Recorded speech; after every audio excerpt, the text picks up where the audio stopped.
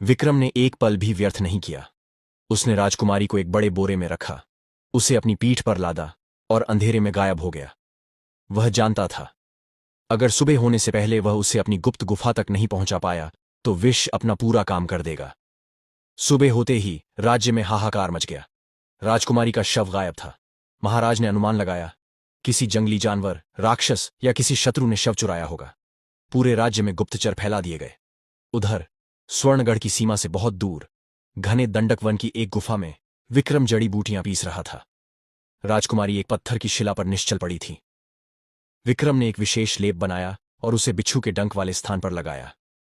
फिर उसने अपनी झोली से एक शंख निकाला और विशेष ध्वनि में उसे बजाने लगा। घंटों के अथक प्रयास के बाद राजकुमारी की उंगलियों में हलचल हुई। उसने एक गहरी सांस ली, खांसी के साथ उठ बैठी। उसकी आंखों के सामने अंधेरा था।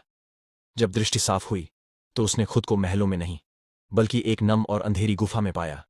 चारों ओर जानवरों की खालें, दीवारों से टपकती नमी और सामने आग के पास बैठा एक युवक। मैं कहाँ हूं? चित्रलेखा की आवाज कमजोर थी।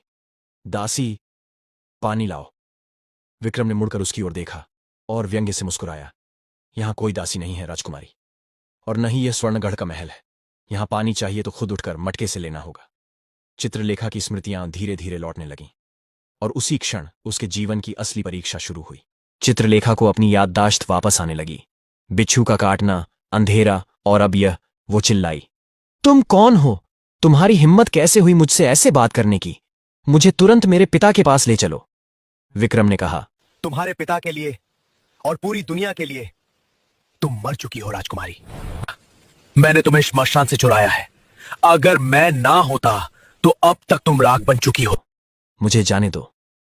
वह भागने के लिए उठी, लेकिन कमजोरी के कारण गिर पड़ी। विक्रम ने उसे सहारा नहीं दिया।